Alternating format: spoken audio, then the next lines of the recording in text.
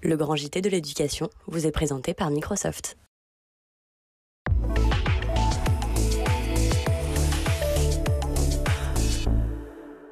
Bonjour à tous et bienvenue dans le Grand JT. Tout de suite, le sommaire. Si les examens ont commencé au mois de mars, eh bien, le mois de juin reste source évidemment de stress pour de nombreux bacheliers. Révision en vue des dernières épreuves. Comment apprendre à gérer son stress? On en parle dans un instant avec nos invités. Quel océan pour 2030? C'est la question posée par la Fondation de la mer. Un événement à retrouver dès cette semaine au musée de la Marine à Paris. On en parle dans la seconde partie de l'émission. Dans sa chronique, Guillaume Bian fera la lumière sur les 80 ans du débarquement de Normandie. Mais avant cela, on retrouve Guillaume pour l'actualité en bref.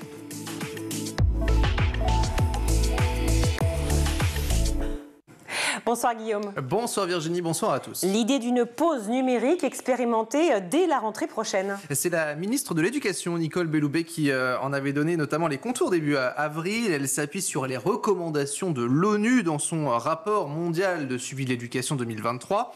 Dès septembre donc, la ministre aimerait expérimenter la pause numérique dans les collèges. Nicole Belloubet qui s'est exprimée à ce sujet chez nos confrères. C'était vendredi matin chez Sud Radio.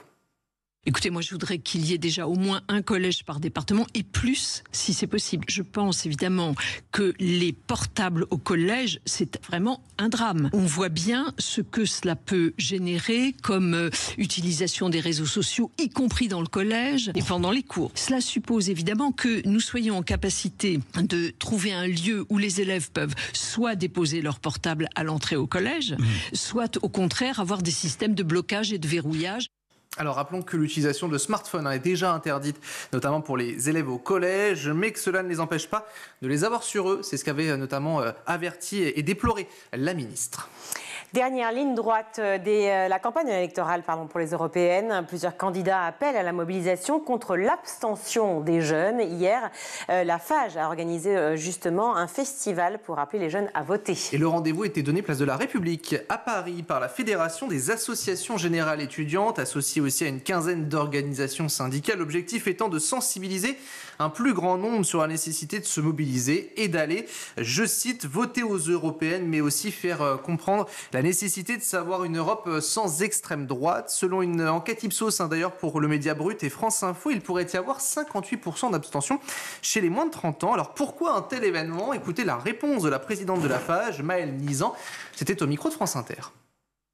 Le but, c'est de lutter contre l'abstention, mais aussi de donner de l'espoir, de montrer qu'on peut avoir des choses qui nous plaisent, de parler d'écologie, de parler de lutte contre les discriminations, de parler des sujets qui intéressent les jeunes et de leur montrer que c'est en votant qu'on pourra aussi porter notre voix. D'appeler à voter pour quelque chose et pas uniquement contre quelque chose, de montrer qu'on peut voter pour des choses en lesquelles on peut croire pour notre avenir. Depuis toujours, il y a besoin aussi de faire des événements festifs, des événements collectifs, des événements où on va juste discuter, dialoguer avec les gens et essayer de parler de ces sujets-là qui peuvent parfois paraître éloignés, alors qu'en fait, ça nous concerne dans notre vie de tous les jours.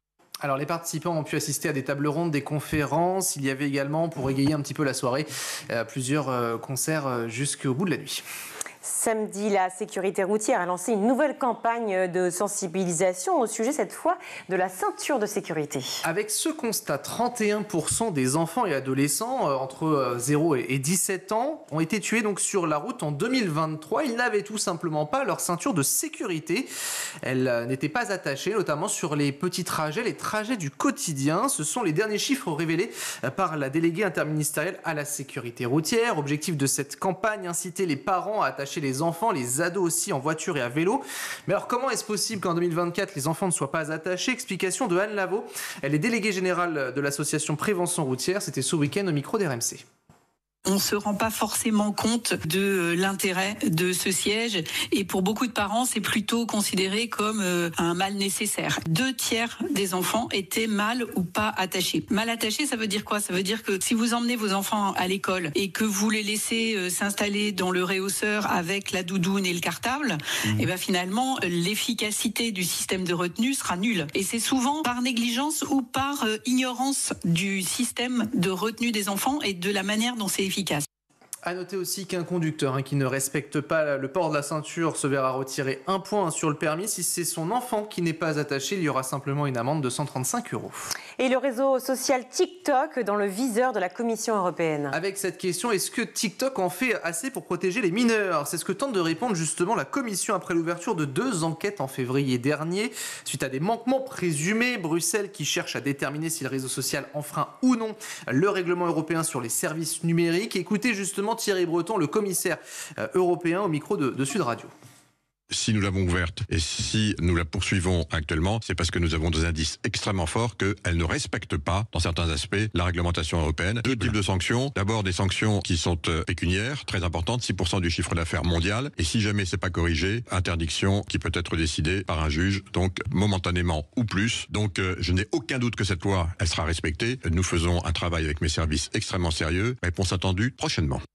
Et sans transition, on poursuit avec 2 changements notables en ce mois de juin.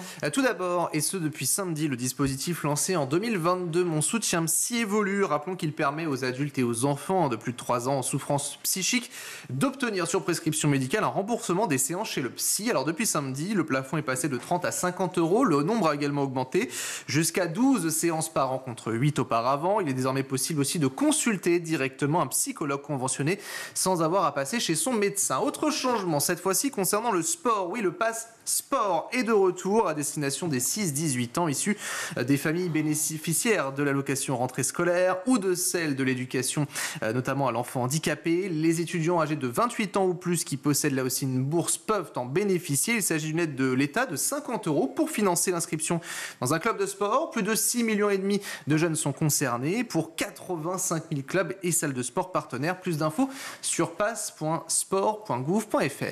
Et pour terminer, la période estivale approche à grands pas et l'occasion pour les jeunes de trouver un job d'été, sauf qu'a priori l'envie ne semble pas être là. Oui, c'est le constat de ce sondage réalisé par la société Rosalie, elle qui a mené cette enquête pour les emplois saisonniers dans l'hôtellerie ou encore la restauration et le tourisme auprès des 18-27 ans.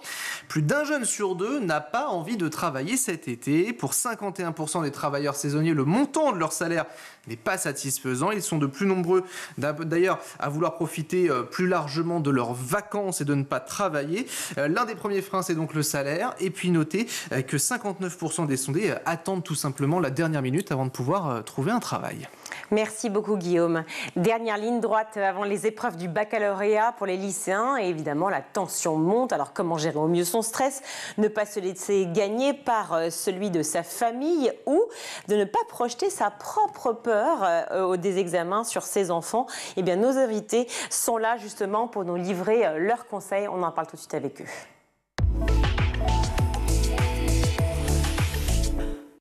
Pour en parler, je suis ravie d'accueillir sur ce plateau Dr Fanny Jacques. Bonjour. Bonjour. Merci beaucoup d'être à nouveau avec nous sur le Grand JT. Vous êtes médecin et psychiatre. Étienne Porche, bonjour. Bonjour. Cofondateur des Sherpas. Les Sherpas sont des cours de soutien pour les élèves, peu importe le niveau, peu importe la classe. Peu importe le niveau, partout en France, pour le collège, le lycée et le supérieur. Alors, moment crucial, évidemment, dans la vie d'un étudiant, aussi d'un parent, mais parlons des étudiants avant cela, le bac. Est-ce que c'est un moment crucial et tout aussi important, bien qu'il y ait eu cette réforme du bac, un système forcément de notation qui a changé? Peut-être Étienne Porche sur le sujet. C'est toujours un passage obligé, il y a une petite symbolique derrière le bac, on envoie ses enfants passer le bac avec un petit pincement au cœur parce que forcément il y a une notion de rite initiatique avec cette épreuve. Maintenant c'est sûr que le bac, si on se parle franchement, est un peu moins important qu'avant parce que déjà il y a le contrôle continu et c'est aussi parce qu'on donne le bac à toute une classe d'âge. 91% des candidats ont le bac, donc à partir de là, le bac ne suffit pas. Il faut aussi blinder le dossier scolaire et c'est surtout l'entrée dans le supérieur qui est déterminante parce que pour le coup le niveau reste hyper élevé et on a quand même 60% d'échecs en première année du sup, donc l'intérêt d'anticiper, de bien se préparer. Alors si je posais la question, c'est bien sûr parce que cette réforme du bac, alors pour peut-être les plus anciens que nous sommes peut-être, je me permets, docteur Jacques, mais que nous sommes peut-être toutes les deux, effectivement, et ceux qui nous regardent, la réforme du bac a changé sa notation. Maintenant, il y a le contrôle continu qu'il n'y avait pas avant. Est-ce que pour autant, à la fois peut-être pour la maman que vous êtes et pour aussi les jeunes que vous rencontrez, eh bien, il y a cette pression maximale, constante, que sont les épreuves du bac? Je pense que c'est un petit peu ce que vous dites. Moi, en effet, je suis d'une autre génération du bac et du coup, sans le vouloir, pourtant, je fais de mon mieux, mais je pense que j'ai aussi une forme de transmission de pression parce que pour moi, c'est encore, comme tu le disais, quelque chose de symboliquement hyper fort. Rite initiatique, j'ai entendu. Voilà, rite initiatique, de vraiment le truc, ça fait 15 ans qu'on se prépare à ça, et peut-être que dans la génération suivante, la fille de ma fille, ça sera différent. Mais là, pour le moment, oui. Et puis, quand même, ça y est, c'est le début des études supérieures, c'est la fin d'un cycle. Tout ça va ensemble. Et puis, il y a Parcoursup aussi qui arrive en même temps, les résultats de Parcoursup. Donc, tout ce mélange-là crée de la pression de toute façon et crée du stress. Le mois de mai-juin, on le sait, chez nos ados et chez les parents. Alors, on va parler bien sûr de ce stress, comment il se crée, comment justement réussir à le gérer au mieux et toutes les formules et les conseils. Mais j'aimerais avant qu'on reparle quand même de ce bac et de la manière dont il a été effectivement organisé récemment. Donc je disais, le contrôle continu représente 40% de la note du bac. La méthode a changé notamment pour les coefficients des matières. Est-ce qu'on peut le rappeler ? Oui. Vous savez le contrôle, en fait, ça va dépendre des épreuves et de ce que chaque candidat va passer, des choix des spécialités, notamment. La différence, en fait, je pense, c'est qu'on a vraiment une réforme qui a été pensée pour pousser les élèves à anticiper, pour, en fait, mettre un petit peu fin au bachotage, justement, et pousser à un effort sur la durée, effort d'ailleurs qui va de pair avec l'effort d'orientation. En fait, tout le sens de la réforme, c'est de pousser les étudiants qui ne sont pas encore des étudiants, mais les lycéens, à anticiper ce qu'ils veulent faire plus tard, à se poser des questions et à avoir des parcours qui étaient moins par défaut. Si vous voulez, la génération dont je fais encore partie, qui a eu le bac S, le bac ES, le bac L, on sait très bien qu'il y avait une très forte prédominance du bac S, et les deux autres filières étaient un peu moins bien loties, et en fait, beaucoup de gens avaient l'impression que si on faisait pas bac S, après on n'allait pas réussir, etc. Mais est-ce que ça a changé, ça ? Alors justement, la volonté de la réforme, c'était d'un petit peu pondérer tout ça et de pousser les élèves à adopter une plus grande diversité de spécialités. C'est le cas. Il y a moins d'élèves qui prennent les maths, par exemple, qui était vraiment la matière de sélection. On a un peu plus de variété. Maintenant, dire qu'il y a une révolution copernicienne, c'est pas non plus le cas. 13 spécialités, je crois, qui sont possibles. Donc, on en prend 3 en classe de première. Il n'en reste plus que 2. Exactement. 2 qui ont déjà été passées au mois de mars, il me semble. Plus une petite qui est récente, qui sera demain, je crois, pour tous les élèves qui sont en section scientifique. Les travaux pratiques, c'est bien ça ? Peut-être oui, exactement.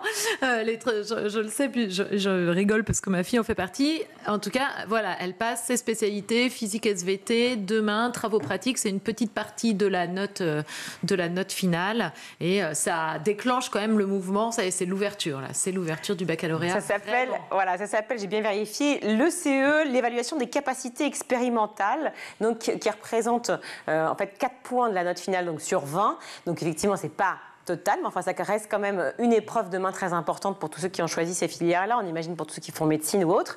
Et puis, donc, je disais, cette logique des coefficients, une spécialité qu'on a choisie en première et qui se poursuit en terminale, elle représente quand même coefficient 8 par rapport à d'autres. Par exemple, l'EMC aussi qui est rentré dans le lot des matières importantes, qui a plein de coefficient 2. Effectivement, en fait, de toute façon, il y a toute une stratégie derrière le choix des spécialités. Maintenant, j'ai envie de dire que là, les candidats, ils ont fait leur choix, justement, et ce qui va compter, c'est les épreuves, et c'est ce qu'ils vont donner pendant ce mois de juin. Et nous, on le constate aussi dans le métier du soutien scolaire, parce que vraiment, la tension se construit au fil de l'année, et aujourd'hui, on a énormément de demandes, justement, un petit peu de dernière minute, parce qu'on se dit, il faut que je sois vraiment préparé, il ne faut pas que je me rate, etc. Donc, on garde quand même ce côté, comme je le disais au début de l'interview, rite initiatique, cette envie de bien faire et de réussir les épreuves finales. Alors, l'envie de bien faire, quand on parle de sa propre spécialité, en tout cas de celle qu'on a choisie, on imagine, on espère en tout cas qu'en tout cas il y a une motivation et qu'on y est préparé. Or, une matière quand même, celle du 18 juin, c'est la philo. Et là, clairement, ça peut être compliqué pour beaucoup d'étudiants, beaucoup d'élèves. Comment on fait pour se préparer psychologiquement à cette épreuve de philo qui paraît être une montagne pour la plupart des élèves? Mais Docteur Fanny Jacques. Je crois qu'on se prépare comme on se prépare aux autres matières, parce que les profs de philo, s'ils m'entendent, vont être ravis. Je crois que, de ce que j'ai compris, la philo, ça se travaille en fait. Ça se travaille réellement. Il y a un plan, il faut lire, il faut donner des citations, il y a des choses à faire et à ne pas faire, il y a une construction, une façon, un processus process de l'esprit à avoir. Donc en fait, on peut travailler la philo. Donc ça se travaille en révisant, je crois. Alors c'est peut-être un peu moins concret, objectif que des matières très scientifiques, mais en faisant des dissertations, en lisant, et puis enfin voilà, vraiment en s'exerçant, je crois que ça fonctionne quand même. Hein. Un conseil par rapport à la ça, philo? Je suis tout à fait d'accord. Je peux pas. Évidemment, il y en a qui vont se préparer à la dernière minute, comme toujours. Mais je pense. C'est quand même la dernière erreur à faire. Hein. En fait, c'est plus malin d'anticiper. Et d'autant plus que la philo, pour le coup, c'est aussi pour avoir un petit peu enseigné. C'est une vraie question en fait. Vous avez enseigné la philo? Alors, j'ai donné beaucoup de cours, notamment de culture générale en classe préparatoire, et donc ça s'apparente à de la philosophie. Il y a beaucoup de points communs. Et en fait, le principal, c'est d'arriver à décortiquer un sujet, à en fait aller au-delà du sujet qui peut parfois sembler un petit peu paradoxal justement, et faire émerger ce paradoxe, l'expliciter. En fait, la philo, contrairement à ce qu'on pense, bien sûr, il y a une grosse notion de connaissance, mais il y a aussi un vrai sujet juste de méthodologie. Une fois qu'on a compris le sujet, si on arrive à montrer au correcteur qu'on a compris le sujet, on a la moyenne en fait. Et ça, c'est vraiment super rassurant. Moi, c'est ce que je dis toujours aux élèves que j'ai pu accompagner dans ce genre d'épreuve. C'est juste, tu comprends le sujet, tu le décortiques, tu l'explicites. En fait, le correcteur, il va voir que tu as compris, et à partir de là, tu peux te dire que tu as la moyenne. C'est bon, sous réserve que tu ne dises pas des grosses bêtises dans le petit, mais il n'y a pas de raison. Encore faut-il le comprendre. Est-ce que les sujets qui sont proposés au bac, les sujets de philo, sont, à votre humble avis, tout à fait compréhensibles? Est-ce qu'ils sont à la portée réellement des étudiants, ou est-ce que, clairement, il faudrait peut-être revoir aussi cette logique-là? Non, pour moi, on est clairement sur des sujets qui sont faisables, qui sont abordables. Évidemment, ceux qui se seront préparés, qui auront été sérieux pendant l'année, ont un avantage, mais c'est bien normal. Mais en soi, on n'est pas sur des sujets de nature, de ce qu'on peut avoir dans le supérieur, qui peuvent être beaucoup plus complexes. Voilà. Mais surtout, je pense que c'est des questions, c'est très bien qu'il y ait de la philosophie, qu'elle soit obligatoire, parce que ça invite à se poser des questions, ça invite à réfléchir sur le monde, ça invite, en fait, ça aide. C'est une matière qui est essentielle pour moi parce qu'elle aide à devenir adulte. Oui, tout à fait. C'est aussi, d'ailleurs, ça fait partie, je trouve, du rite initiatique, la philo du bac.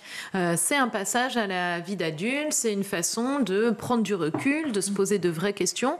Moi, pour répondre, je répondrai de la même façon que toi. Je ne pense pas que ce soit très compliqué. Ce sont des notions qu'ils ont vues quand même au cours de l'année. Et je suis aussi assez d'accord. Je crois que si on montre aux professeurs qu'on a travaillé, à la rigueur, même si on n'a pas complètement compris le sujet, si on montre qu'on a travaillé, qu'on sait comment est-ce qu'on développe, qu'on sait écrire, qu'on a bossé pendant l'année, qu'on peut citer des références, déjà, je pense qu'on peut prétendre à une note autour de la moyenne. La compréhension du sujet, ça reste quand même assez essentiel. Donc peut-être aussi, autre conseil, effectivement, prendre le temps de bien comprendre la question posée. De toute façon, en fait, il faut quand même la clé en philo. Bien sûr, il ne faut pas commencer à avancer si on n'a pas décomposé les termes du sujet. Il faut analyser les termes un par un. Ensuite, les analyser ensemble, essayer de les faire dialoguer. C'est comme ça qu'on fait émerger un paradoxe. Chez les Sherpas, vous proposez, par exemple, à des étudiants qui sont spécialisés en philosophie ou qui ont fait des études des études littéraires, de pouvoir donner justement les clés aux étudiants, peut-être quelques séances pendant le mois d'avril, mai-juin. C'est exactement ça. En fait, on a des étudiants dans toutes les matières qui peuvent tomber au bac, mais aussi au brevet, dans le supérieur, etc. Et notre philosophie, alors évidemment, on a des professeurs qui sont aussi des professionnels de l'éducation nationale, ou même des professionnels qui consacrent leur vie à l'enseignement, mais on a beaucoup d'étudiants qui sont passés par le même chemin, qui ont donc passé les épreuves, qui savent vraiment ce que c'est. Et en fait, vu qu'il y a aussi une proximité générationnelle, il y a une connexion qui se fait, on se partage les astuces, et en plus, quand on est élève, c'est motivant de se dire « Ah, il a 2-3 ans de plus que moi, il ou elle a réussi, ah vas-y, moi aussi, je suis capable ». Et ça, vraiment, ça aide. Et puis, il y a les petites astuces un peu, les petites techniques qu'on se passe entre élèves, c'est un peu plus facile que quand il y a un grand écart d'âge. Docteur Jacques, je rappelle que vous êtes psychiatre. Est-ce que, par exemple, quand on est face à un sujet de philo qui, tout d'un coup, à la première lecture, nous anime, un sujet politique, un sujet sur l'écologie, est-ce qu'il faut se précipiter dessus en se disant génial, ça me parle, je sais, j'ai envie, je suis concernée par ce sujet, ou au contraire prendre le temps de ne pas sauter à pieds joints? Je pense que là, de toute façon, quelle que soit la matière, peut-être il ne faut pas sauter à pieds joints dans la problématique, prendre un tout petit peu de recul, et c'est vrai, c'est particulièrement vrai pour la philosophie. Attention, la philo, c'est pas donner son avis personnel sur un sujet de société. Et c'est pas non plus l'erreur que font les jeunes, et c'est bien normal, ils vont essayer de plaquer leurs connaissances et leurs cours.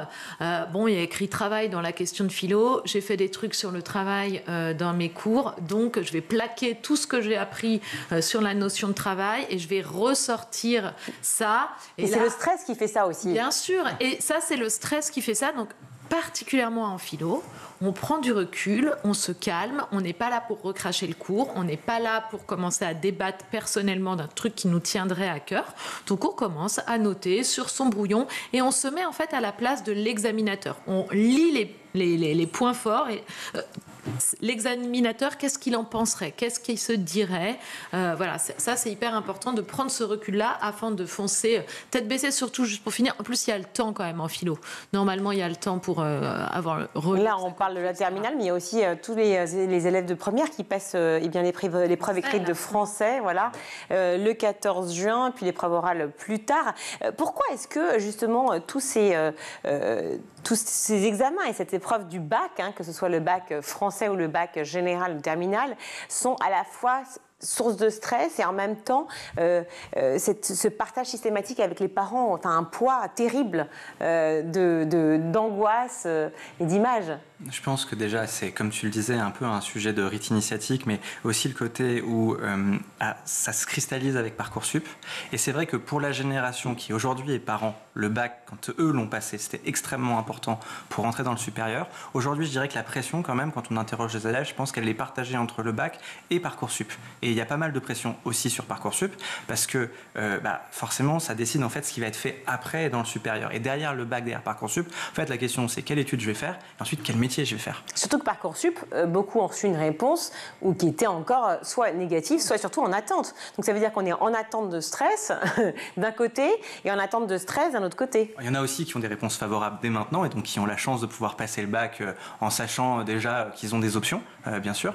Mais oui, bien sûr. Enfin, c'est une période pour ceux qui sont un peu dans l'incertitude. Il y a Parcoursup, c'est pas sûr. Il y a le bac, c'est pas sûr. Donc oui, le stress, il se construit. Et après, le sujet, c'est de leur donner des petites techniques justement pour arriver à relativiser et à passer les épreuves dans les meilleures conditions possibles. Et moi, j'ai envie vraiment de passer un message important. C'est même si on n'a pas un dossier qui est incroyable, même si on a l'impression que c'est pas gagné, etc., le bac est noté avec beaucoup de bienveillance et vraiment, c'est possible d'avoir de très bonnes surprises au baccalauréat. Pourquoi noter avec beaucoup de bienveillance? Enfin, vous le sortez d'où Parce que moi, j'ai pas cette information-là et c'est vrai que je me suis jamais dit...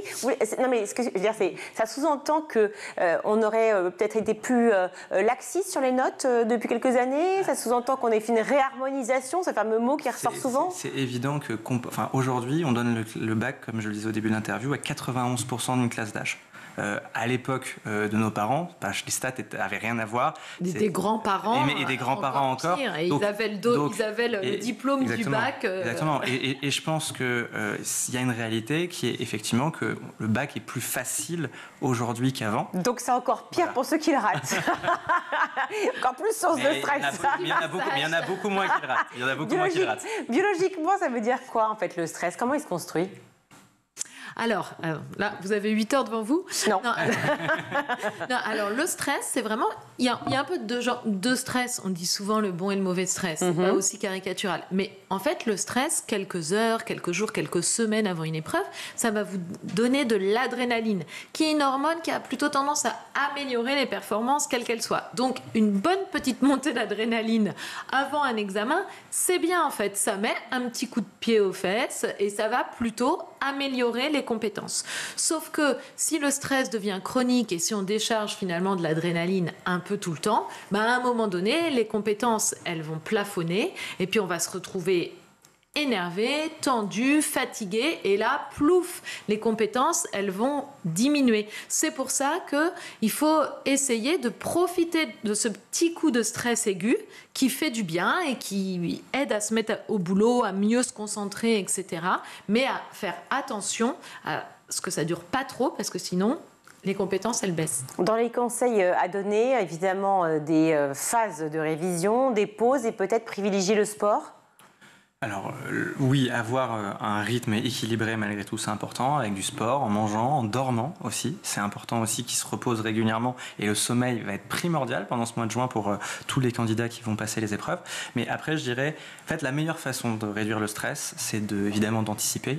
Il y a encore le temps là de réviser le bac, on est début juin, tout va bien. Et c'est surtout en fait de pouvoir aller aux épreuves en se disant qu'on a fait le maximum, qu'on a fait tout ce qu'on pouvait faire pour faire de son mieux. Et une fois qu'on peut se le dire mentalement, qu'on a organisé des révisions structurées, en faisant des annales, en repassant sur l'ensemble des programmes, en passant un peu plus de temps peut-être sur les points faibles, à partir de là, on peut aller aux épreuves serein parce qu'on se dit, ok, je me suis préparé, est-ce que j'aurais pu faire plus? Non. Bon, allons-y. Alors, on verra bien. Ça, c'est dans le meilleur des cas. Dans les cas un peu plus globaux, un peu plus généraux, j'allais dire, un peu plus classiques, c'est-à-dire ceux qui sont un peu plus bordéliques, qui n'ont pas forcément révisé comme il le fallait, qui sont beaucoup plus inquiets, comment fait-on? Alors, non, comme vous le disiez, vraiment de décharger, d'aller faire du sport. Moi, je ne suis pas pour interdire les sorties 3 mois avant le bac parce que ça y est, il faut se mettre au boulot. Et puis peut-être travailler en groupe d'ailleurs, travailler avec les copains-copines, sortir. On peut réduire. C'est sûr qu'on ne va pas se coucher tous les vendredis et samedis à 3h du matin ou je ne sais quoi, qu'il ne faut pas arriver épuisé aux épreuves. Mais quand même, trouver un juste milieu, se changer aussi les idées parce que sinon, finalement, on tourne en boucle et on n'arrive même pas à travailler. Et puis si on est vraiment à l'arrache, si je sais pas, on se dit 14 juin, on est le 2 juin ou je sais pas quoi, et j'ai encore rien fait, on fait un rétro-planning. Bon je me pose, je pars en arrière, qu'est-ce que je peux encore faire en 10 jours et comment je partage mes tâches. Et puis après... un petit peu de chance, quoi. Voilà, et puis un petit mot pour les parents quand même, à la fois les laisser à l'écart et en même temps avoir un peu de bienveillance sur ses propres enfants pour qu'ils puissent réussir au mieux. Mais c'est vrai qu'il y a un vrai juste milieu quand on est parent. Je suis tout à fait d'accord pour les révisions à la dernière minute, bien sûr, ça arrive et il y aura forcément des candidats qui vont être à la dernière minute. Tu as tout à fait raison avec la notion de rétro-planning et simplement prioriser et se demander qu'est-ce qui est le plus utile à la marge dans mes révisions. Et après, je pense qu'il y a aussi un message qui est important, c'est que bien sûr, quand on est parent, on construit aussi du stress pour son enfant. Et en fait, pour moi, il y a un juste dosage à trouver entre, évidemment, ne pas stresser soi-même son enfant et mettre la pression qu'on se met à soi-même à son gosse, parce que c'est pas forcément ce qu'on souhaite. Et en même temps, quand même, savoir aussi un petit peu le motiver et le driver si jamais on sent que les révisions sont un peu cool, quoi. Et là, en fait, c'est évidemment du cas par cas. Il faut aussi s'adapter à la psychologie de son enfant parce que, en fonction de la sensibilité, en fonction de ce qui a déjà été fait dans l'année, c'est pas la même manière de s'y prendre. Donc là, moi, vraiment, mon conseil, c'est une approche sur mesure pour chaque enfant et le parent aussi qui doit un petit peu interroger son rôle et trouver le juste dosage entre mettre une pression qui serait constructive, qui serait utile et en même temps aussi être rassurant et lui donner effectivement aussi des soupapes de décompression parce que si c'est pour faire un tunnel pendant 3 semaines, ça sert à rien. Il faut mieux avoir des révisions qui soient régulières et des soupapes de respiration pour pouvoir aborder les épreuves dans les meilleures conditions. Merci beaucoup à vous deux. Merci docteur Fanny Jacques d'être venu sur ce plateau et d'avoir parlé justement des révisions du bac. Vous êtes médecin psychiatre ainsi que Étienne Porche qui est cofondateur des Sherpas. Merci beaucoup. Merci à vous deux. On marque une courte pause sur Grand JT et on se retrouve tout de suite. Ne bougez pas.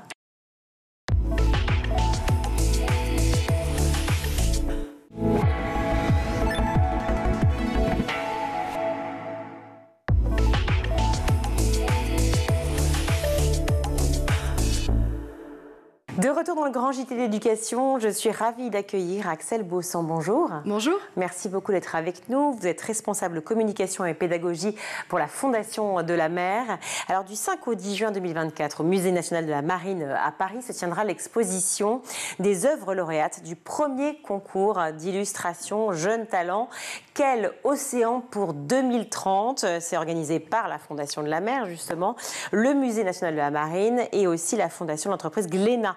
Est-ce que vous pouvez nous présenter ce concours illustration Jeunes Talents ? Qu'est-ce qu'on va y retrouver ? Évidemment, un engagement pour l'écologie, pour la préservation de cette planète et pour les océans. Oui, tout à fait. On s'est posé la question ensemble avec le Musée de la Marine, avec Glénat. Quel océan on va retrouver en 2030 ? Et on a eu très envie de poser cette question à notre tour à des jeunes.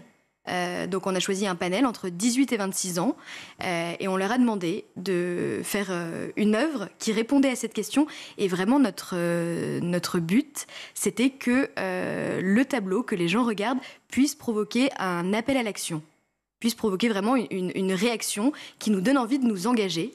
Et donc c'était notre envie que par le beau, puisse passer un message fort. Oui, c'est-à-dire que c'est au-delà de la sensibilisation, c'est vraiment l'action que vous recommandez. Oui, tout à Parce fait. qu'effectivement, quand donc le titre, hein, c'est Quel océan pour 2030 2030, c'est demain, vraiment. C'est-à-dire qu'on est en 2024, dans 6 ans, donc on est vraiment très proche et on ne peut pas imaginer que les océans puissent être modifiés à ce point en 6 ans. Et pourtant, c'est la triste réalité. Ouais, et pourtant c'est la triste réalité, mais qui peut être aussi positive. En 6 ans, il peut se passer plein de choses. Ce qui est génial avec l'océan, c'est qu'il n'a pas de frontières. Donc, vous comme moi, on a de l'impact. Au niveau de la France, on a de l'impact. Et puis au niveau du monde, il y a aussi un impact. Et il y a plein de choses qui se décident en ce moment. Ça peut être au niveau d'un traité international pour lutter contre la pollution plastique. Ça peut être lutter contre l'exploitation minière des grands fonds marins. Voilà, en Europe, on lutte contre les polluants éternels. Il y a plein de décisions qui sont prises au niveau national et international. Donc, quel océan pour 2030 ? C'est une question qu'on se pose tous ensemble. Ouais. Et c'est aussi une question qui se pose à l'ONU. C'était un peu le sens du titre. Il y a la décennie de l'océan, en ce moment et jusqu'en 2030, qui est doublée par une question de l'ONU, en tout cas un désir de l'ONU, de 30% de la planète protégée en 2030. L'objectif 30 x 30. Donc voilà, donc en posant cette question à des jeunes, on voulait aussi les associer à une problématique beaucoup plus large et qui peut être porteuse d'espoir. 30% des océans protégés, j'imagine que vous l'avez quantifié au quotidien, par habitant, en temps, en action qui serait possible. Qu'est-ce qu'on pourrait faire, chacun d'entre nous, ceux qui nous regardent aujourd'hui, pour pouvoir justement agir pour l'océan ? Alors, ce qui est super, c'est qu'on peut tous agir. Chacun d'entre nous peut avoir de l'impact, chacun à son niveau. Vous êtes peut-être familière avec le triangle de l'inaction qui dit moi je peux rien faire, c'est les entreprises, moi je peux rien faire, c'est l'État. Voilà, et chacun à son niveau a un levier d'action. Nous, la Fondation de la Mer, on va se tourner par exemple vers les jeunes chercheurs, on va remettre des bourses pour les soutenir dans leurs travaux de recherche sur l'océan. On va aussi parler aux entreprises en leur donnant des outils pour modifier leur impact sur l'océan. On va aller parler au grand public, vous comme moi. Comment est-ce qu'on peut faire ? On peut participer à des collectes de déchets, on peut participer à des ateliers de sensibilisation, on peut soutenir des programmes de restauration des récifs coralliens, par exemple. Et puis, évidemment, il y a toute la question de la pédagogie.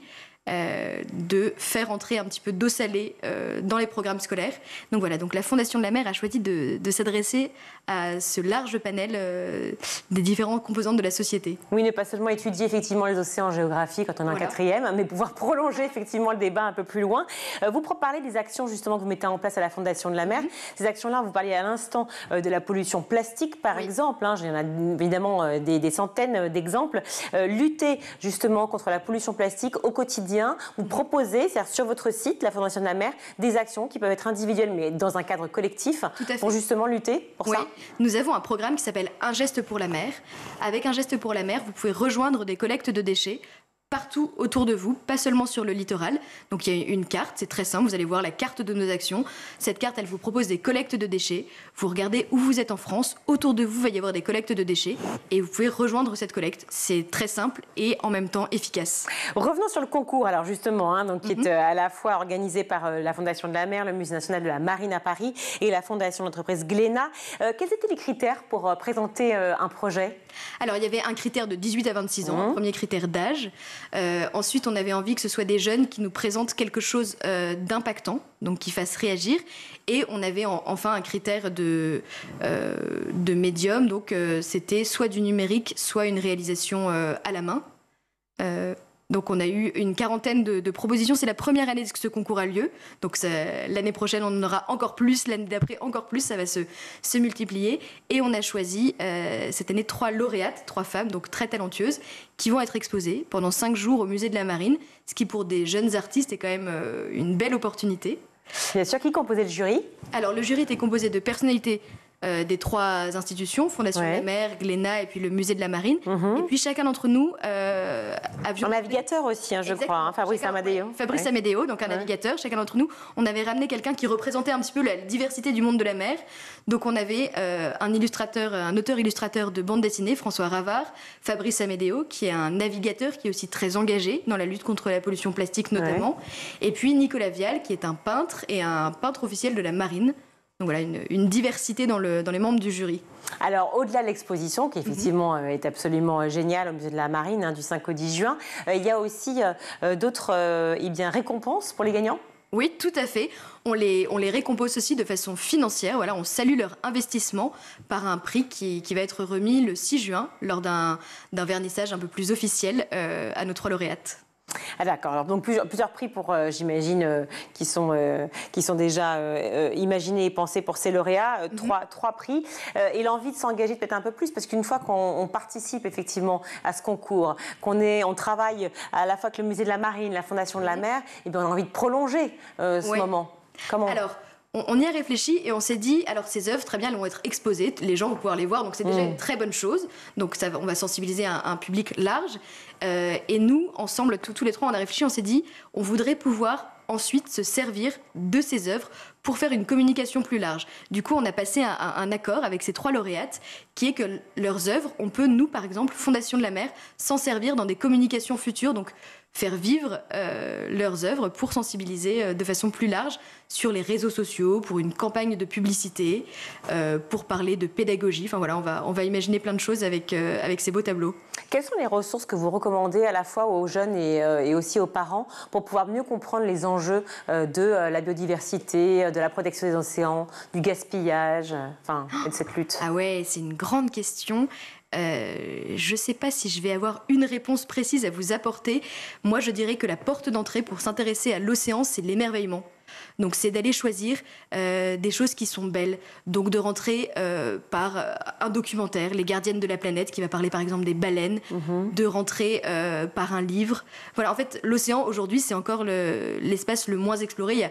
Il y a moins de gens qui sont allés au fond de la mer que sur la surface de la Lune. Donc, c'est quand même assez incroyable. Donc, c'est Cousteau qui disait ça. On aime ce qui nous émerveille et puis on protège ce qu'on aime. Donc, voilà. Donc, comment est-ce qu'on va réussir à sensibiliser des jeunes en les faisant aimer l'océan ? Et en fait, c'est assez facile à aimer parce que c'est fascinant. Alors, écoutez, merci beaucoup. Je rappelle quand même les dates, du 5 au 10 juin 2024 au Musée national de la Marine. Exposition donc des œuvres des 3 lauréates du concours d'illustration que vous avez proposé, du concours Jeunes Talents. Quel océan pour 2030 ? Voilà, organisé par la Fondation de la Mer, le Musée de la Marine et la Fondation de l'entreprise Glénat. Merci beaucoup. J'en profite pour saluer le fondateur et vice-président de la Fondation de la Mer, Roland Coutas. Merci à vous d'être venu sur ce plateau. Merci à Axel Bossan. Je vous en prie. Merci. On va continuer le grand JT et retrouver tout de suite Guillaume Buan pour sa chronique.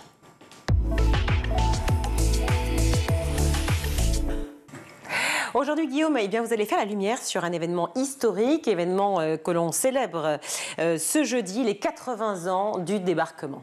Du 6 juin 1944, effectivement. Petit rappel, même si je suis sûr que vous le savez tous, nous sommes au cœur de la Seconde Guerre mondiale, 1939-1945, bien sûr. Ce conflit qui oppose donc les alliés, c'est-à-dire le Royaume-Uni, la France, l'URSS, les États-Unis, la Chine face à l'Axe, soit l'Allemagne nazie, l'Empire japonais et l'Empire italien, le débarquement de Normandie, donc aussi appelé le D-Day ou encore l'opération Neptune. C'est l'événement qui va permettre la libération de la France. Rappelons que le pays est occupé par les Allemands depuis le 22 juin 1940, avec notamment 15 000 blockhaus et de nombreux pièges qui ont été construits, notamment pour un mur sur l'Atlantique, en fortifiant les côtes françaises pour empêcher toute aide extérieure. Un débarquement qui a pour objectif final donc d'attaquer l'occupant par surprise afin de libérer cette zone qui était cruciale. Alors on s'attendait davantage effectivement à un débarquement plutôt au nord et ce fut la Normandie. Pourquoi ? Alors, les côtes bretonnes étaient tout simplement trop éloignées de l'Angleterre. Ensuite, on a les terres en Hollande. Elles étaient tout simplement inondées. Elles ne permettaient pas la mise en place d'un tête de pont.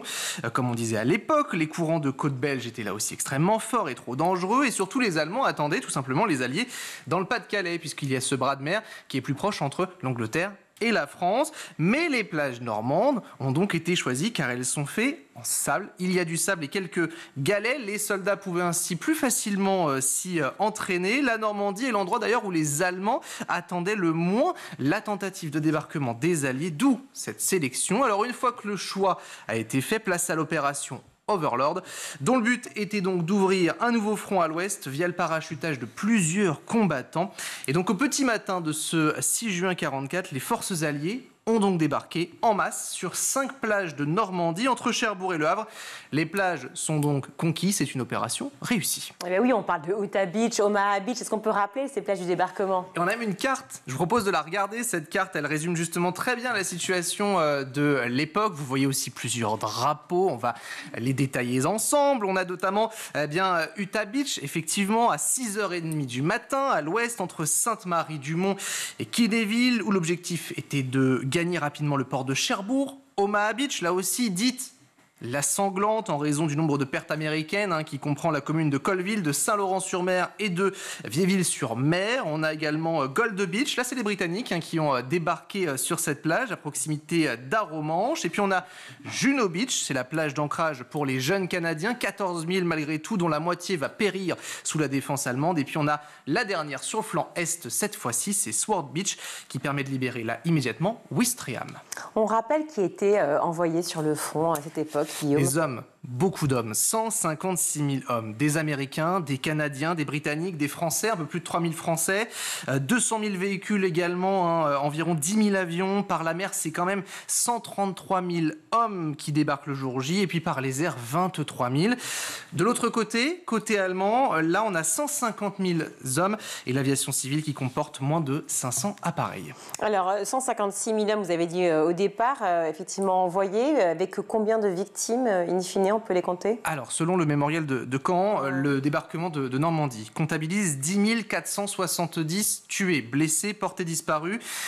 Vous avez ces images de ces cimetières blancs sur les falaises, notamment celui de Omaha Beach, qui à lui seul concentre quand même 3/5 des pertes alliées, ce qui témoigne de ces actions qui ont été chaotiques. Les Américains en déplorent près de 3 400 morts, tandis qu'il y a eu 300 et 335 Britanniques et Canadiens qui ont péri. Du côté allemand, 4 à 9 000 là aussi, sans oublier, puisqu'on parle là de ces soldats, mais il y a aussi eu des pertes civiles, puisqu'il y a eu des bombardements sur les villes alentours, et là on estime à peu près à 2500 morts civils. Merci beaucoup, merci Guillaume. Alors 80 ans après, plus que jamais un devoir de mémoire et une transmission qui doit perdurer envers la nouvelle génération, évidemment. Effectivement, j'ai envie de vous faire entendre ce témoignage qui est extrêmement fort, c'est celui de Georgette. 86 ans, à l'époque, elle n'avait que 6 ans, elle vivait chez ses grands-parents, locataire d'une maison située notamment sur un chemin qui menait vers la fameuse plage d'Omaha Beach. Georgette qui était d'ailleurs aux premières loges, écoutez son témoignage recueilli par RTL. Dès 6h du matin, mon grand-père a entendu des bombardements anormaux et là, il a vu en mer toute l'armada. Il a dit vite, vite, il faut sortir de la maison. C'était un déluge de feu. C'était un feu d'artifice. J'ai des images très précises de cette journée du 6 juin. Tous les ans, depuis le 6 juin 44, je revis ma journée du 6 juin. Et tout le temps que ma santé me le permettra, je témoignerai. Oui, très en forme, effectivement, à 86 ans, c'est exactement ce qu'on se disait, avec encore cette mémoire. Elle compte justement continuer de témoigner. Pour tout vous dire, elle était réfugiée avec ses grands-parents, avec 5 autres enfants, le matin de ces bombardements plutôt, avec son grand-père qui s'est rendu sur les plages et qui ensuite a aidé les Américains à enterrer justement les soldats qui ont péri sur cette plage. Un lieu qui a justement conservé cette mémoire et il porte bien son nom. On va partir du côté du mémorial de Caen cette fois-ci. Son président Kléber Haroul était sur RTL, un lieu qui a recueilli autant de témoignages que possible. Le mémorial de Caen, nous avons toute cette mémoire humaine, cette mémoire vivante en conservation ici, en partage. Et je crois que cette mémoire, il faut la garder, il faut la préserver et il faut la transmettre. Si d'ailleurs vous y allez, qu'est-ce qui vous y attend? Je propose d'écouter son président. Il y a un moment extraordinaire dans un musée, c'est la relation intime et sensible que tisse un visiteur avec le mémorial. Parce qu'au mémorial de Caen, on rentre dans l'histoire à travers les objets du quotidien, journaux de l'époque, manuscrits, images animées. On rentre dans l'histoire non pas vue d'en haut, vue des chefs, mais on rentre dans l'histoire à hauteur d'hommes et de femmes. Et c'est ça qui fait le bonheur de ce musée.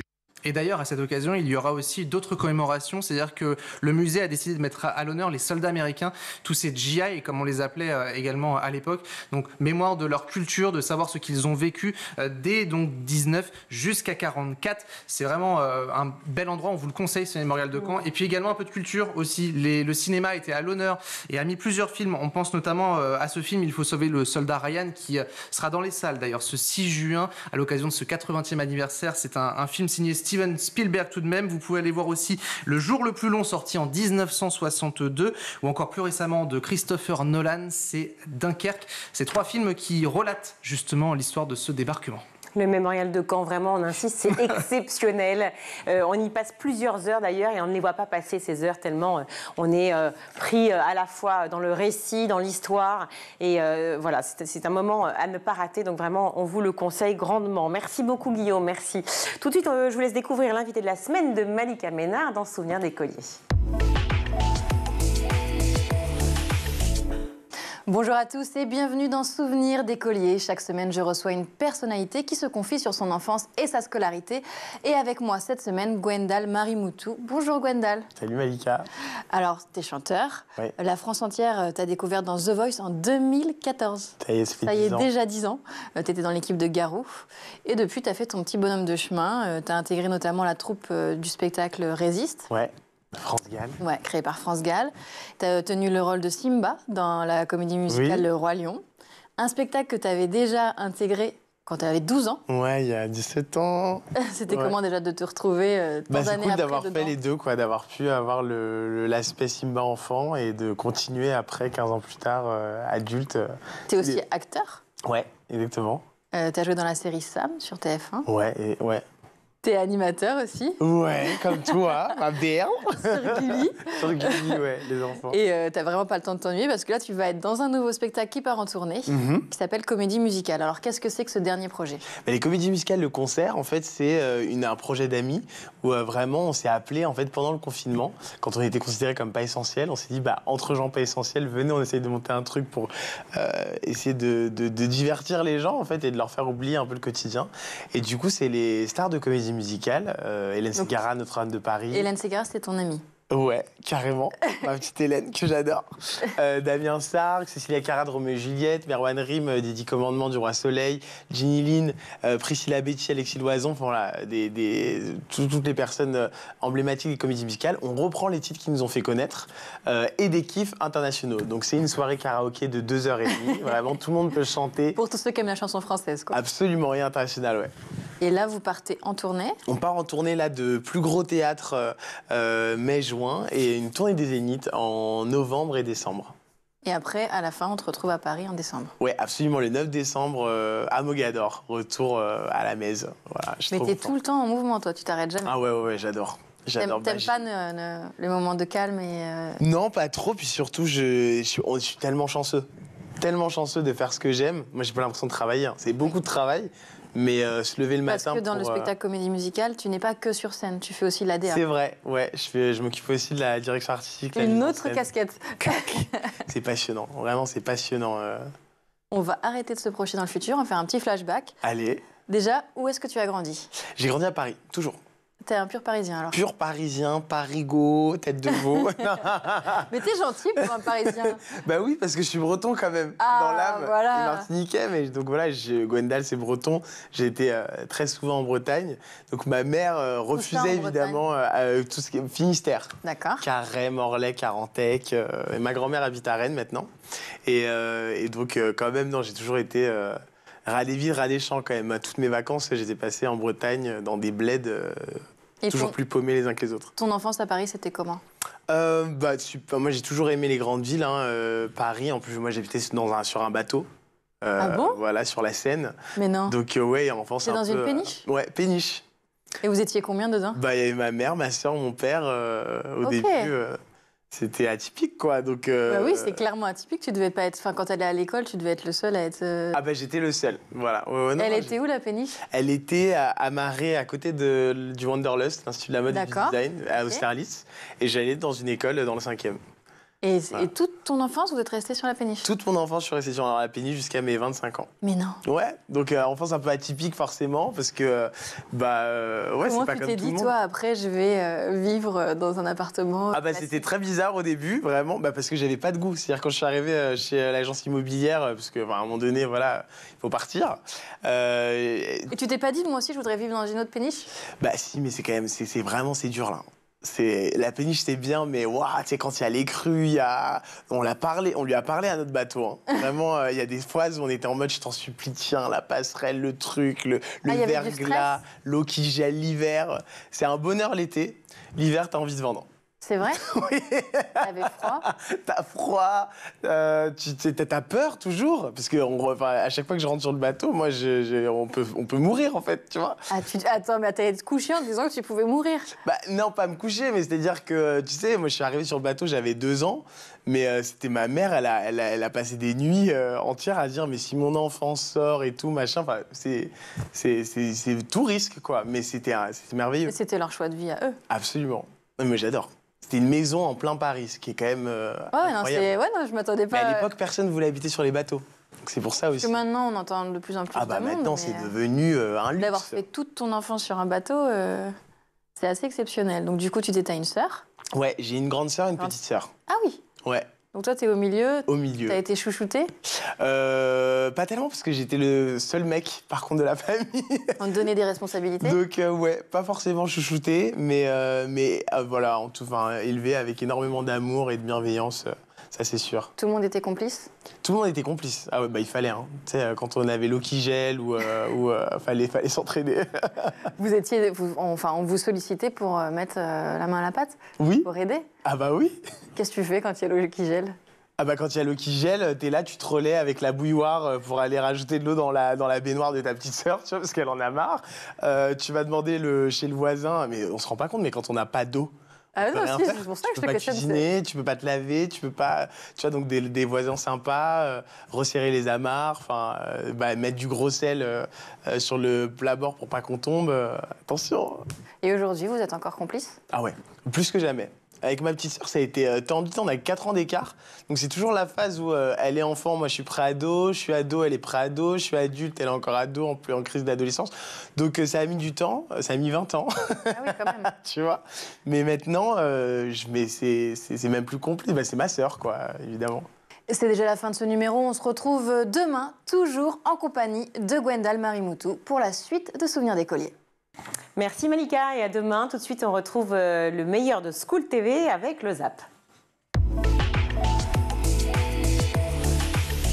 Vous ouvrez le livre en parlant des casinos. En quoi cet exemple est-il parlant? Alors, l'exemple est parlant parce que le casino, ne serait-ce que par son architecture, c'est un immense espace qui est fait pour qu'on s'y égare, pour qu'on y perde la notion du temps, qu'on y perde même la notion de notre volonté. Donc, on y erre. Et cas échéant, la notion de notre compte en banque. Oui, mais justement, parce qu'on y erre et ensuite, on est exposé à toutes sortes de sollicitations qui vont nous permettre de perdre de l'argent. Alors, ça, c'est les machines à sous, mais c'est pas que ça. Il y a toutes sortes de commerces dans le casino. Et les réseaux sociaux, ça fonctionne un peu comme ça. Mais à la différence que le casino, au moins, on sait qu'on y est rentré, alors que le réseau social, c'est un casino invisible, portatif, et en plus, c'est un casino dans lequel on est quasiment obligé de rentrer pour faire toutes sortes de choses, parce que ça devient l'interface obligée pour accéder au monde, alors que le casino physique, on n'a pas besoin d'y aller si on veut rencontrer nos amis, on n'a pas besoin d'y aller si on veut faire nos courses. Donc c'est un casino puissance 10, c'est ça, invisible et qui devient nécessaire, qui devient l'interface indispensable à l'accès au monde. Pour nous, c'est ça qui est important, c'est de créer cet espace quelque part de tolérance et de paix. Et donc on constate que vraiment pour les élèves, eux, ils ne font pas la différence. C'est vrai que pour eux, et même nous, on constate effectivement avec les Zooms qu'on a fait, que même si donc c'est une école avec qui on fait faire un Zoom à Djibouti ou en Algérie, donc où que quelque part ces élèves, les garçons et les filles, finalement d'une certaine manière se ressemblent. Voilà, il n'y a pas autant de différences qu'on veut toujours faire croire à l'extérieur. Et c'est ça qui est chouette, c'est ça qui nous émue aussi à chaque fois. Quand j'ai visité les classes... À condition d'éduquer tôt. À condition, donc, effectivement, d'avoir une éducation, si possible, bien sûr, donc, au sein de la maison, dans la famille, et après, bien sûr, de continuer tout cela à l'école. C'est vrai que l'un sans l'autre, je crois que c'est pas évident. Mais on constate que l'école est quand même très important parce que c'est là qu'on peut sortir d'un carcan familial. C'est là qu'effectivement, on peut lancer un débat. C'est une des raisons, d'ailleurs, pour laquelle nous avons choisi la classe, donc la classe mixte. Parce que là, il y a les garçons et les filles, mais surtout, ils sortent un peu d'un environnement peut-être un peu figé par ailleurs, avec des idées préconçues. Tant que là, en fait, ils vont pouvoir réfléchir. Et c'est vrai qu'on a parfois des situations incroyables. Par exemple, je pense à un garçon donc, qui disait « Oui, moi, je ne croyais pas qu'il y avait de l'inégalité quand je suis à la maison avec ma maman, ma sœur. » Bon. Mais en fait, quand on a discuté dans la classe, je me suis rendu compte que, waouh, il y a quand même finalement beaucoup d'inégalités. Alors après, il revenait devant la caméra, effectivement, il disait « Et maintenant, c'est moi le plus grand féministe. » Donc voilà, c'est... Vous le savez, les ados, ils nous rendent fous à chiller sur le canapé, collés sur leur téléphone. Ils se mettent parfois dans des situations dangereuses. Ils n'arrêtent pas de remettre à demain ce qu'ils pourraient faire aujourd'hui. On dit souvent que c'est en raison de leur âge, mais en fait, tout ça, ce que vous nous dites, c'est que ça s'explique, c'est inhérent en fait au fonctionnement de leur cerveau. Alors l'âge joue aussi, effectivement, qu'ils ont moins de possibilités d'inhibition des contrôles, on va dire, spontanés. Ça, c'est une chose. Mais oui, aussi, le cerveau pose problème par rapport à ça. Du moins, la société pose problème plus que le cerveau. Parce que le cerveau n'a pas pu évoluer au rythme de la société. Et ça, c'est un véritable problème. Et les réseaux l'ont très bien compris. Pourquoi les réseaux sont si addictifs? Car ils provoquent de la dopamine dans le cerveau, tant des adultes qu'au niveau des jeunes. Ouais. En effet, entre faire ses devoirs et aller sur les écrans, il y a une activité qui est rébarbative, qui n'apporte pas de plaisir immédiat, qui n'apporte aucun résultat, aucune gratification même, versus aller sur Instagram, voir des notifications, voir ses amis, découvrir un peu les potins du monde entier, qui là, véritablement, revêt un attrait pour le cerveau humain. Donc entre l'un ou l'autre, effectivement, on choisit naturellement Instagram, les réseaux, les médias ou même la télévision, parfois. Qui est le plus simple par rapport effectivement à l'entraînement du cerveau aussi. C'est ça, zéro dépense d'énergie, et même on voit très bien avec TikTok qui a encore facilité les choses, il n'y a pas de recherche à faire pour trouver des contenus. On scrolle simplement. Et c'est la raison pour laquelle TikTok l'a emporté aujourd'hui sur les autres médias qui demandent de faire des recherches. Donc moins on en fait, mieux on se porte pour le cerveau encore une fois. Les réseaux sociaux, vous le dites, menacent l'espace public démocratique. Je signalais les élections à venir, élections européennes. On est déjà en quête, on essaie de détecter d'éventuelles manipulations via les réseaux sociaux, notamment de certaines puissances étrangères. C'est un vrai enjeu, ça. C'est une grande question, parce que c'est très difficile de distinguer, de déterminer à quel point c'est nouveau, quelle est exactement la nouveauté de ce qui se passe avec les réseaux sociaux par rapport aux anciens médias. Si on faisait des études sur un siècle, ça serait très intéressant, mais justement, on n'a pas encore les aliments pour ça. Mais en tout cas, ce qu'on soupçonne, c'est que les réseaux sociaux, ils vont agir en particulier sur la polarisation. Alors, sans doute plus une polarisation qu'on appelle affective. C'est-à-dire, c'est pas tant que les idéologies se modifient, que le rapport aux idéologies devient de plus en plus dur. Et un autre point... On tolère de moins en moins les autres. Enfin, c'est ce que aussi Giovanni d'Ampoli décrit dans Les ingénieurs du chaos. C'est tout ce qui a essayé qui a participé au Brexit, à l'élection de Trump, etc. C'est que non seulement on n'est pas d'accord, mais on se hait quand on n'est pas d'accord. Puis une autre chose aussi, c'est que les réseaux sociaux vont tendance à faire disparaître un peu les référents collectifs et partagés. Alors, il y a un concept qui est très discuté, qui est celui de bulle de filtre. Ce seraient les gens qui seraient des groupes qui seraient enfermés dans des biais de confirmation, dans des groupes qui pensent la même chose. Je ne suis qu'avec des gens qui pensent comme moi. Alors ça, c'est très discuté, parce qu'on n'est pas sûr que les réseaux sociaux aient vraiment créé quelque chose de nouveau par rapport à ça. Mais ce que les réseaux sociaux ont sans doute créé, c'est une sorte de disqualification de tout ce qui était la statistique publique, les références publiques. Donc il y a une sorte de disparition de ce à quoi on pourrait se raccrocher. Je suis très heureux, effectivement, et très fier par rapport à l'usage. En plus, vous êtes très tatillonne sur l'usage de la langue française. Mais l'anglais, c'est vrai que ça n'a pas la même au niveau de la langue. Je dirais que la langue, c'est un vecteur. Point.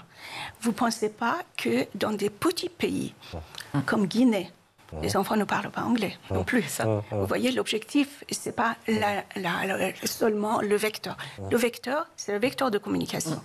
Mais les enfants, quand ils discutent entre eux, ils ne discutent pas ni en anglais ni en français. Ils discutent dans leur langue pour pouvoir préparer le projet. Écrire en français, ou tel que vous posez la question en anglais, c'est l'étape finale pour la plupart des pays. Et je donne un exemple de US. On a mis beaucoup de temps pour trouver une école aux États-Unis. Et finalement, on a trouvé... Vous avez mis beaucoup de temps à trouver une école aux États-Unis? Absolument, absolument. Donc, mais comme quoi... Oui, voilà. Il faut avoir les bons amis.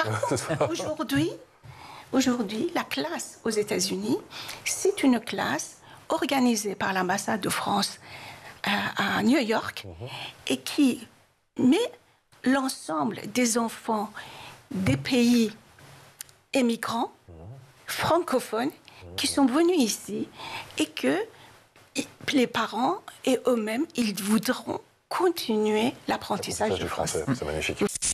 Il y a quelque chose d'autre que vous nous partagez, Jérémy, dans votre livre, c'est le fait de ne pas assez dormir ou de se coucher trop tard, qui entraîne une diminution du volume de la matière grise dans notre cerveau, et notamment et encore plus évidemment chez les adolescents où c'est amplifié.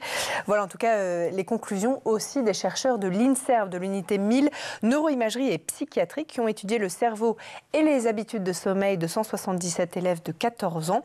Vous faites d'ailleurs du sommeil le premier chapitre de votre livre, parce qu'en fait c'est la base de tout. Et en fait, je l'ai sacrifié personnellement durant des années pour travailler plus, pour accomplir les objectifs. Et c'est que plus tard que je me suis rendu compte de sa valeur et de son importance.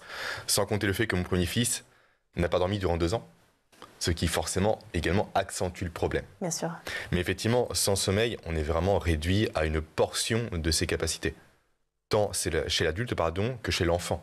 Ça se voit, un enfant qui est fatigué ou un adulte qui est fatigué contrôle moins ses émotions déjà, contrôle moins ses pulsions aussi alimentaires, et plus également dans la réaction plus que dans l'analyse. En effet, c'est le cerveau que l'on qualifie de système limbique qui prend le dessus, et non pas le cortex préfrontal qui lui est là pour mettre des inhibitions potentiellement pour dire non à des comportements qui ne sont pas désirés. Donc oui, c'est essentiel. Après, qu'est-ce que bien dormir ? Ça, c'est une grande question. Tout à fait. Quels sont les bons comportements, etc. On critique souvent les écrans, à juste titre, par rapport à la lumière bleue. Effectivement, les enfants devant les écrans, et même les adultes, à cause de la lumière bleue, en fait, voient leur mélatonine, pour simplifier l'hormone du sommeil, inhibée. Donc on passe non pas de l'éveil au sommeil facilement, comme ça devrait être le cas sans cette lumière-là. Mais la chose que l'on passe sous silence également, c'est l'impact cognitif de ces écrans-là. Quand on voit les dessins animés actuellement, ils sont de plus en plus rapides. Il y a de plus en plus de lumière, de son, et beaucoup de passages d'émotions qui sont vraiment, on va dire, en un éclair. On passe de la joie à la peur, à la tristesse, etc., sans période d'intégration. Les enfants sont surstimulés au niveau cognitif à cause de ça, ce qui peut entraver également le sommeil à ce niveau-là. C'est la fin de cette émission. Merci beaucoup à tous de nous avoir suivis. Merci Guillaume d'avoir été là. Il n'y a pas de quoi. Et pour ce récit, évidemment, de ce D-Day, de ce débarquement du 6 juin 1944. C'est une semaine évidemment, de commémoration très importante pour nous tous, pour tous les Français, mais aussi pour tous ceux qui nous ont aidés à cette période-là, en 1944. Merci à vous tous aussi, à la régie, à la réalisation, c'est Romain Luc, au son Thibaut Goury-Lafont, le maquillage Laure Edmond, Laura Girard et Emma Ferret à la rédaction. Très belle soirée à tous. Ciao.